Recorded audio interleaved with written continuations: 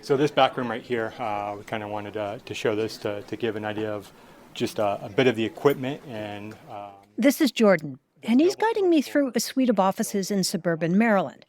I'm not allowed to say exactly where I am in Maryland. They asked me not to. The whole place has that new office smell and eerie post-COVID quiet that lots of offices seem to have these days. You know, lots of space, not many people. Yeah, you can hear that noise, you can hear it. Yeah, that's what... Jordan has taken me into a kind of workshop for an arm of the U.S. military, something called the Cyber National Mission Force. The shop is known internally as the Forge. And this is one of the places where the military repairs and builds and maintains super powerful systems that they then deploy around the world to help hunt bad guys in computer networks.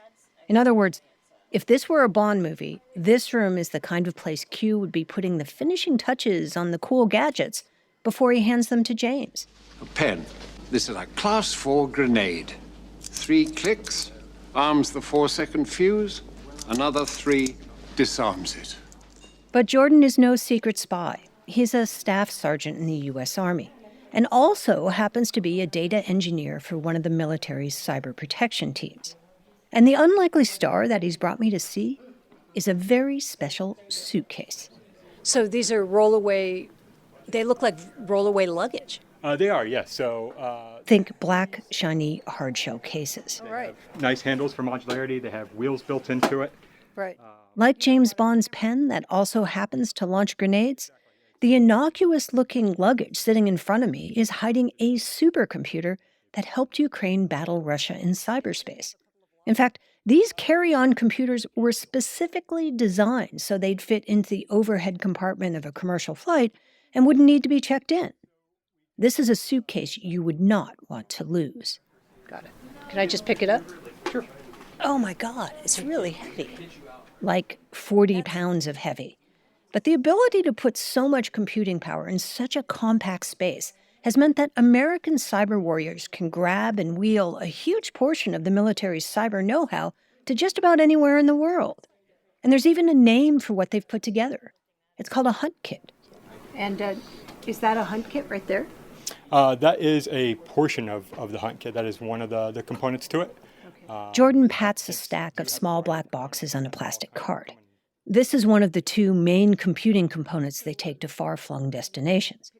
Inside the suitcase portion of the kit is a very powerful server that holds lots of data. And the boxes on the cart he just pointed to?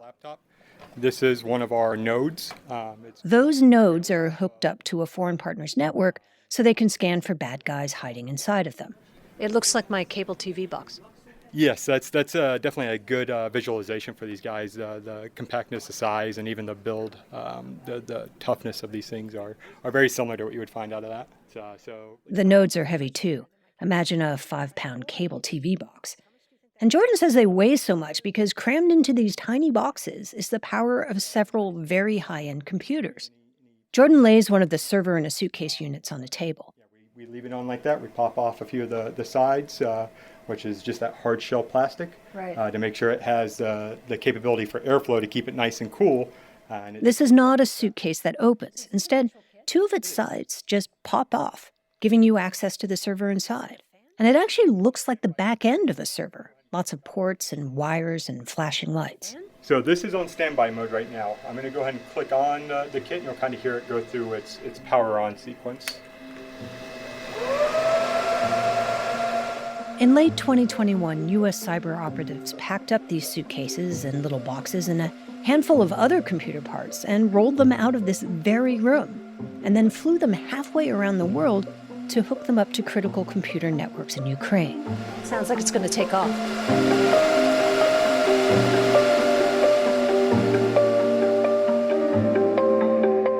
I'm Dina Temple-Raston, and this is Click Here, a podcast about all things cyber and intelligence. We bring you true stories about the people making and breaking our digital world. And today, we go behind the scenes of an American Hunt Forward operation, a special kind of defensive cyber mission. U.S. operatives deployed just weeks before the Russian invasion to help Ukraine prepare for what people feared might be the world's first hybrid war, a war fought both on the ground and in cyberspace. And we got exclusive, unusual access to the people who planned the mission, operationalized it, and then lived it. And they reveal new details about how hunt-forward operations are becoming a key component of modern cyber defense. Well, what's the worst that could happen? So if your worst fears are true, they're probably already there. Stay with us. The Cyber National Mission Force has a variety of hunt teams in various stages of deployment all over the world. The idea is to hunt foreign adversaries and networks before they have time to do much damage. The Mission Force teams specialize and focus on what's known as the Big Four, the four nation-states considered to be the biggest cyber threats: Russia, China, Iran, and North Korea. Until recently, these kinds of defend-forward operations didn't get many headlines. The marquee events always seem to involve offensive cyber attacks, cyber teams that shuttered a troll farm in Eastern Europe, or someone that hacked into a terrorist organization in the Middle East. The flip side of that coin, defensive operations, have traditionally suffered from the perception that defensive cyber is a kind of wait-and-see, whack-a-mole deal. You passively wait for malware to show up, and then you react and take it out. Yeah, it's not a whack-a-mole. We go through the intelligence and targeting and planning process 100 times in a month.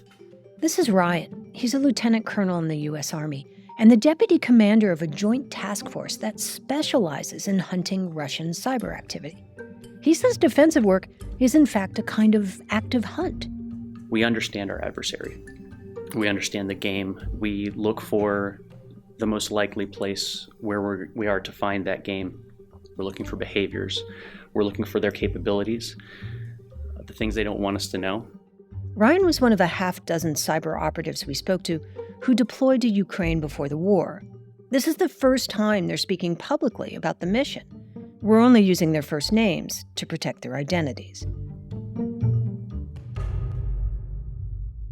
It's important to understand that typically hunt-forward operations are months in the making. Before the 2020 U.S. presidential elections, Cybercom, the military's main cyber arm, wanted to get ahead of whatever Russia might be planning before the vote in the U.S. They wanted to deploy operatives to places that might provide clues to the Russians' intentions, places closer to home. So they deployed, among other places, to Estonia, long a victim of Russian cyber attacks. Setting up that mission was a long, drawn-out process. The U.S. Embassy was involved, there were authorizations worked out, negotiations with Estonian authorities, that essentially said, you can be in this network with us, but we're not comfortable having you in that network. But when Ryan and the Hunt Forward teams were told they were going to Ukraine, that process was condensed into about 30 days in this case. With war on the horizon, the U.S. and Ukraine fast-tracked the deployment. Where you're looking at the summer exercises back in 2021, the Russians are amassed on the border. And at the end of that kind of logical conclusion, what's the worst thing that could happen? We realized that this was probably a place where we needed to be. If your worst fears are true, they're probably already there. In other words, Russian cyber operators had probably already found systems to compromise. They were probably already hiding in key networks. Fast forward to mid-December 2021, just a few months before the Russians would invade. Ryan and other American cyber operatives flew to Ukraine.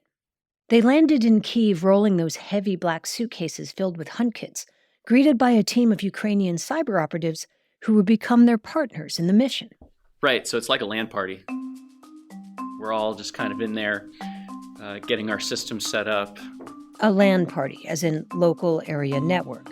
Back in the 90s, when broadband internet was expensive and hard to get, people used to gather in some big physical space, connect their computers and consoles to the same network, and then play video games. The Hunt Team operations room was like that. Big table, lots of computers, switches in the middle. A mass of boxes and wires. Putting the network devices someplace where someone's not going to step on them. Trying to figure out who pairs up with their counterpart. And then putting really, that paper plan into action. Who's going to start hunting for bad guys on this server? Where do you want to start? How do we get this sort of access? And it's really just working through those steps and just getting down to it. So it's sort of like figuring out a pattern and practice of a particular criminal. You know he really likes to go in second floor windows. So that's where you look first because you know that's where he likes to go. Is that a good metaphor? Yeah, it is. Absolutely. To figure out the pattern and practice of the Russians, they had to think like them. If we were them, what would we target? And they started brainstorming with the Ukrainians. Military functions like command and control, for instance, or communications. You look at civil infrastructure, things like power, things like water, bridges, dams, and the like. Most of those tools of conventional warfare and even civilian infrastructure are connected to the internet these days. So the potential attack surface is endless. Everything's vulnerable. So understanding that this could happen, we realized that if they're working on these things, they're probably working on them now. And we need to get into a position where we can witness this, observe it, and do something about it. And the truth of the matter is, Ukraine has been going toe-to-toe with Russian adversaries in cyberspace for years. Russia has targeted their electrical grid, blanketed them with misinformation. And that meant that, by necessity, Ukraine had built one of the more sophisticated network defenses in Europe. American hunt teams had deployed there 3 times before, and they had worked with Ukraine and put a lot of safeguards in, but nothing is foolproof. Ukraine declined to talk to us for this story. So from a technical sense, if I'm a hacker, I'm looking for places where I can find a window or a door to break into. I'm looking for vulnerable services. I'm looking for places to hide in a way that look normal, wouldn't tip the average admin looking at that network on a daily basis. And this is where the partnership element of a hunt mission comes into play. The networks these teams are analyzing can be gigantic, and they're all a little different. And it would be pretty hard to tell if something was out of the ordinary unless you had someone familiar with the network sitting right next to you, helping you know what to look for. We're definitely sitting next to our partner and operating, exchanging ideas, going to the whiteboard. And things you might not expect to come up, like cultural translation between visiting cyber operators and their Ukrainian hosts. Take the time they were talking about something but couldn't quite understand what each person was referring to. And it's really funny, they'll have a certain way of drawing a network object, and the terminology gap had to be kind of beaten before we proceeded. After talking past each other for a while, they moved from words to whiteboards to maps and drawings. So you were communicating with pictures on a whiteboard instead of using a particular, term of art in cyber. Is that the idea? Right. Yeah, absolutely. And then the boards and paper started coming out, and we're all kind of sitting over this big map and pointing, right? Almost like any other military operation where you're looking at geography, we're looking at, logical and physical space. Turns out the Ukrainian teams used the word object for the word network and schema for a network map. But it took a while to work all that out. And I say object now because that was exactly the term that our friends used there to describe a system or a target of interest within the network. They would say object. After the break, we peer over the shoulder of one of these teams, and they show us what they discovered lurking inside a Ukrainian network. It was, when we first got it, very complex malware, I would say. The people who wrote it seemed to really know exactly what they were doing with this. Stay with us.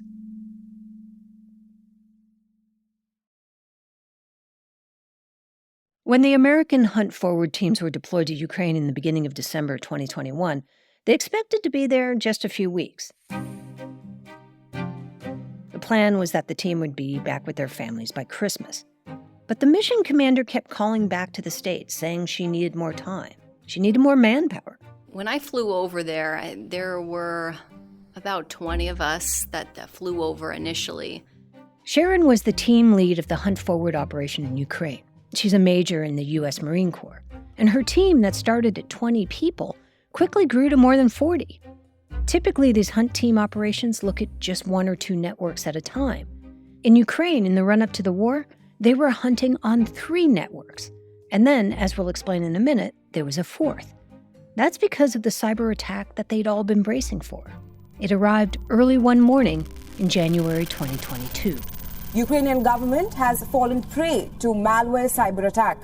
In mid-January, I had woke up one morning, we were about to continue the hunt missions as normal for the day, and checked my phone and had immediately received all of these articles and information from our local partners and from... It looked like ransomware, announced with a message that said, "Ukrainians, all information about you is public. Be afraid and expect worse. It's your past, present, and future."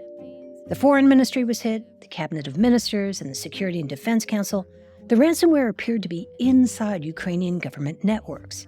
Our partners asked us, can you please conduct any type of analysis you can on different drives, different systems that have been impacted by these cyber attacks. And so that's what we did. We stood up. Within hours, Ukrainians were handing over physical hard drives, logs, files, and the HFO began pulling together a team to study them. That fourth line of effort. Because we had established that trust and just began to dig into them to understand the attacks a little bit more. And one of the people asked to dig into them was this guy. Could you introduce yourself to me, please? Of course, I'm Patrick. I was one of the youngest people that went on the mission. When I was there, I was actually only 20, so not even old enough to drink back here in the States. This is my first deployment. Very nervous going into it, so I'm glad everything went well, I suppose. Patrick is sitting across from me at an unclassified facility in rural Maryland. But we aren't alone. There's a crowd of people there, mostly to make sure Patrick doesn't tell me anything classified. That's as much as I'm allowed to say about that. I can tell you Patrick is in the Navy, but nothing beyond that. He looks like a teenager, and he was the guy asked to analyze what the world now knows as Whispergate malware. It was, when we first got it, very complex malware, I would say. The people who wrote it seemed to really know exactly what they were doing with this. Patrick and his team went to work, and they had two options for trying to assess how much damage this new bit of sinister code had done and what it might do. The first, static analysis, is exactly what it sounds like. Which is going through without running it and trying to determine if we can find anything that might flag on the malware or look particularly suspicious just inside the malware itself while it's not running. Static analysis doesn't just teach the hunt teams about the malware and the way it's constructed. It also provides clues about the people who developed it. The same way you might pick up a fingerprint off a bomb or learn about the detonator and the way it's wired up if the bomb hasn't exploded yet.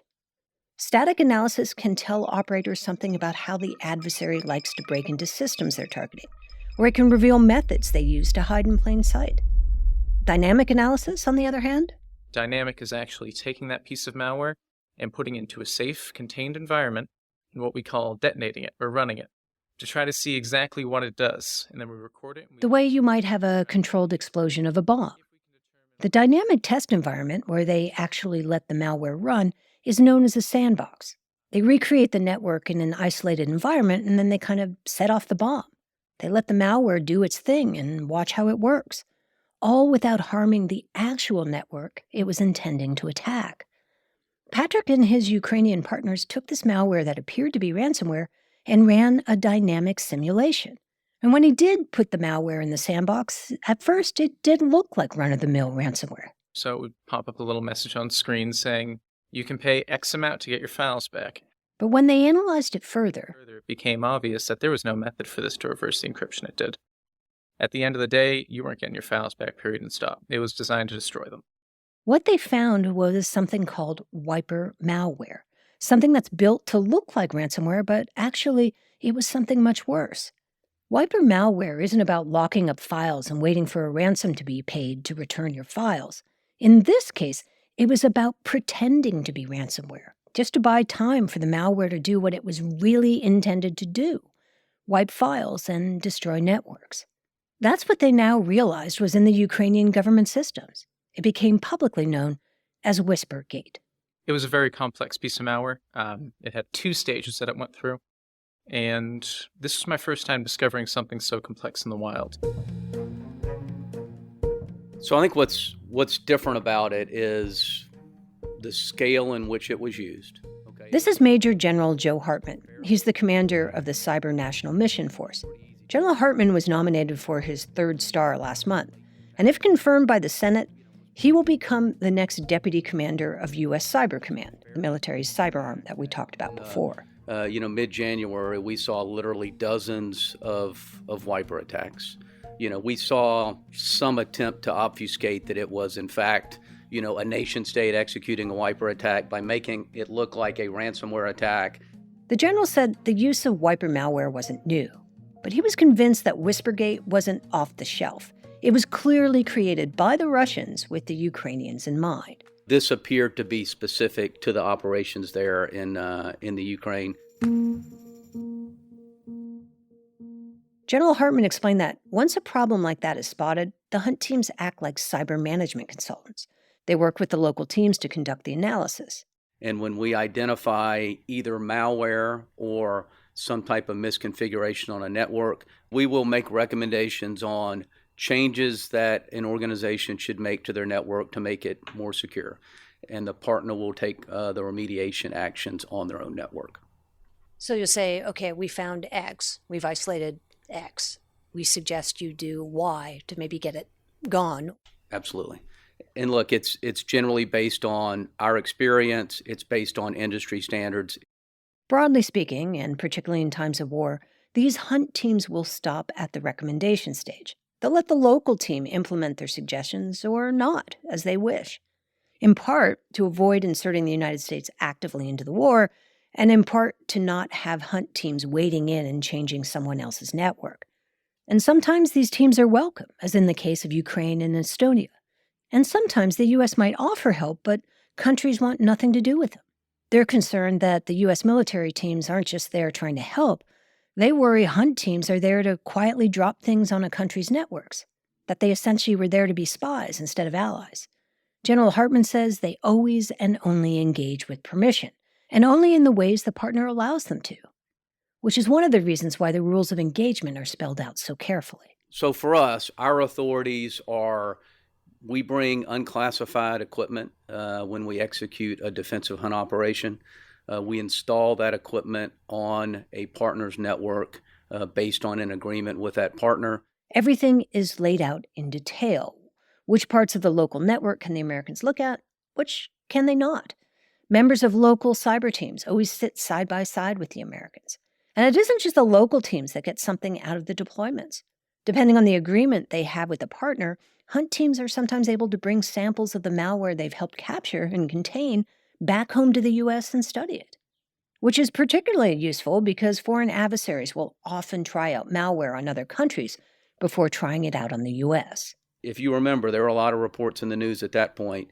We were expecting potential Russian attacks in the United States, and so there was a sense of urgency on the Ukrainian side, and there was a sense of urgency on the U.S. side. Nation-state actors tend to test their cyber weapons in networks that might not be as well protected before they attempt to use them on American networks. So these hunt-forward operations give the U.S. a hint as to what the adversary is working on, what might be coming. And then they can alert tech companies about potential vulnerabilities and get those vulnerabilities patched, which cuts off the low-hanging fruit attacks and forces adversaries to spend more time and money to try to get around defenses. This can slow them down or avert future attacks altogether. So offering allies this kind of help, Hartman says it helps the U.S. too. Gaining access to malicious software in a foreign nation, sharing it with a private U.S. cybersecurity company that may have millions of endpoints is really beneficial to the defense of those things that we care about in the United States.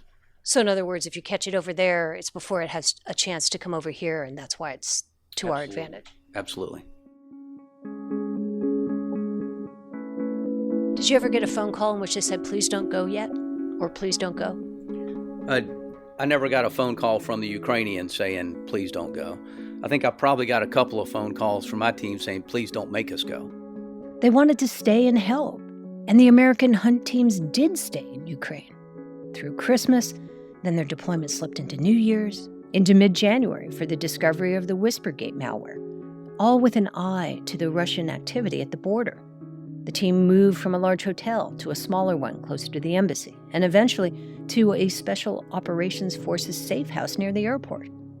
Patrick, who was on his first deployment, remembers feeling everything sort of shift as the days drew closer to the late February invasion.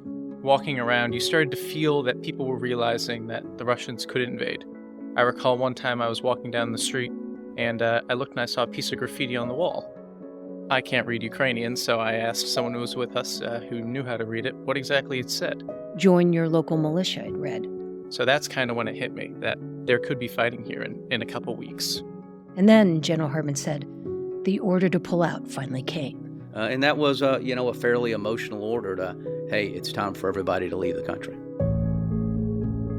Sharon and a gunnery sergeant were the last ones to leave. 72 hours later, all commercial flights leaving Ukraine were canceled. All told, General Hartman says the U.S. and Ukraine have shared over 6,000 indicators of compromise, those little granular artifacts that suggest that malicious cyber actors have been inside a network. There are things like irregular IP addresses or unusual activity. And it's clear that the Russians are still at it. In fact, last week, Microsoft attributed the Whispergate malware to a new group of Russian military intelligence hackers. They call them Cadet Blizzard. And Microsoft suspects the group may be playing a key role in the brutal cadence of cyber attacks Ukraine has seen since the war began. And Hartman, he says his teams are still watching. Is it safe to assume that there are some teams deployed around places that are close to Russia and close to Ukraine? So I've been in command almost 4 years, and it's safe to assume there are always teams deployed in the European theater of command. In Europe and around the world. Though they have pulled out of Ukraine, Hartman said there are 6 to 10 teams deployed at any given moment, always on the hunt.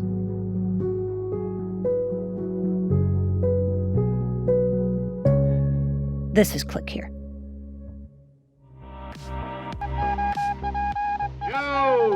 On the mark!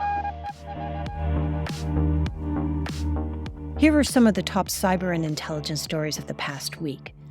The United Kingdom has announced that it will more than double its funding of a remote incident program aimed at helping Ukraine fend off cyber attacks on its critical infrastructure. The British government has been helping Ukraine with cyber and signals intelligence from GCHQ, the British equivalent of the National Security Agency. The UK has already helped Ukraine by providing protection against Indestroyer 2 malware, which was targeting some of its industrial systems. The new funding, some $20 million, is aimed at helping Ukrainian cyber experts attribute attacks and gather evidence to prosecute them. And finally, the European Commission has called on member states to restrict, without delay, high-risk equipment suppliers from their 5G networks. It specifically mentioned the Chinese vendors Huawei and ZTE, saying they represented a materially higher risk. Beijing has accused the West of falsely claiming that Chinese equipment poses a security risk, alleging that the restrictions are actually a protectionist economic measure.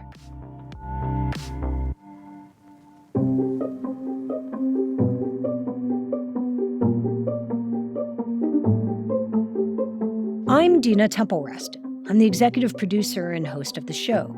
Sean Powers is our senior producer and marketing director, Will Jarvis is our producer, and Sarah Wyman is our writer-reporter. Our editing team is led by Karen Duffin and Lou Wilkowski. Darren Ankrum does our fact-checking, and our theme and original music compositions are by Ben Livingston.